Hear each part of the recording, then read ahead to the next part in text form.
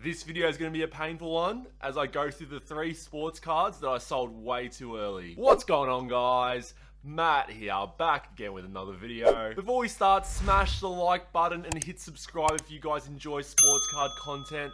I try to post every 3 days, and comment down below any sports cards that you've sold way too early. Now, this is meant to be a fun exercise. I don't regret any of these sales because it's allowed me to learn from the mistakes. So if you guys want to do the same thing, make sure you don't beat yourself up over it. As it is with share market investing, whenever you sell a card or a stock, it's important not to go back and look and see how the stock or card is going. When you sell that card, you're happy with the money you're making at the time, whether that be taking profit, cashing out, or reinvesting it into another card. Whilst I've stressed the importance of learning the market cycle with cards, it's impossible to get the maximum profit you can from cards when you sell them each time. So I'll go through each of the stories of how I obtained and sold each card, so you guys can see how it all went down. Now, the first card, you may have heard this story in my first ever video that I put out, but back in 2018, I was actually fortunate enough to have some extra tax money, and I bought a 2018-19 Prizm basketball hobby box for the ridiculous price of $400. Back then, sports card investing was unheard of, and I was just in it to open some packs. Funnily enough, I really didn't like the Prizm set back then because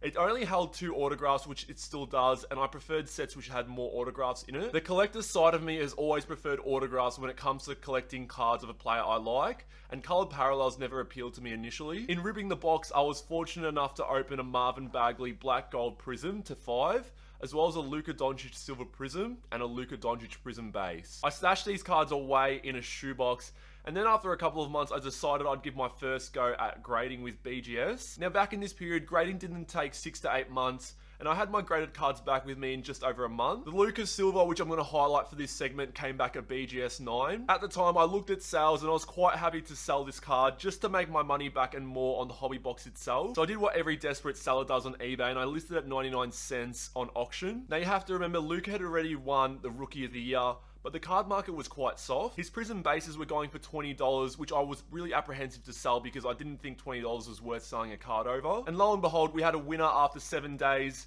and the final price for the Luka Silver Prizm graded BGS 9 was $300, which at the time I was really stoked about. Funnily enough, I actually know the buyer now as we've connected afterwards, and you guys might know him as Melbourne Cardsmiths. What has happened since then? Luka has proven himself to be a generational player.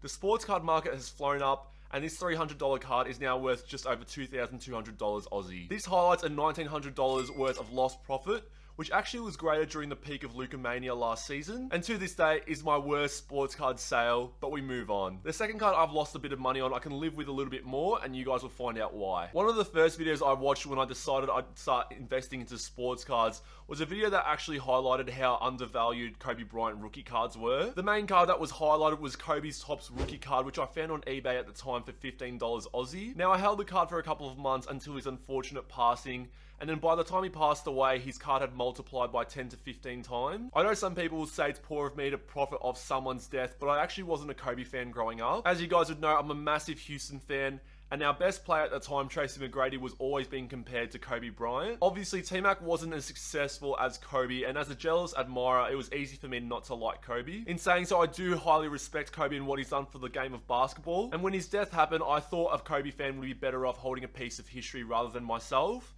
So I sold the card for $170 a week after he passed away. Current going price for this card is $600 Aussie, highlighting a $430 difference had I held. But for me personally, I'm happy a Kobe collector owns this card now, and I still personally don't own any Kobe cards to this day. Moving on to the last card or lot of cards. Again, around the time I was starting to get into sports cards, I started to buy the names that people were mentioning a lot. One of those names was the young star from the Boston Celtics in Jason Tatum. Now, you guys might find this hard to believe, but at the start of 2020, Tatum Prizms were going for $10 Aussie each. I was fortunate enough to buy 6 Tatum Prizms at $60 all up. So back then, I actually knew what grading was, but my lack of patience got the better of me, and I decided to keep the cards raw. Tatum then had a massive scoring outburst in February, and his cards ended up going from $10 each to $30 each. Being happy that I tripled my money, I ended up selling all 6 cards at $30 each for a total of $180. But if we look at Tatum's prices now, his Prizm base currently goes for $100 each.